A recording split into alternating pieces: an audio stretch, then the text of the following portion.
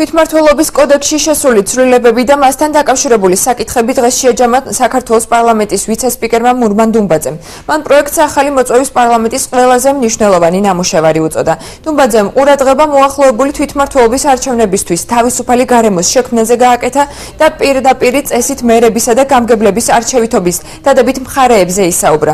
მისი განმარტებით თვითმმართველობის კოდექსში შეტანილი ცვლილება თითოეული ქალაქის, მუნიციპალიტეტის და თემის დეცენტრალიზაციას ემსახურება და მოქალაქეებს ხელისუფლების ყველა რგოლში არჩევანის გაკეთების უფლება ენიჭებათ, რაც დემოკრატიის კუთხით კიდევ ერთი წინ გადადგმული ნაბიჯია.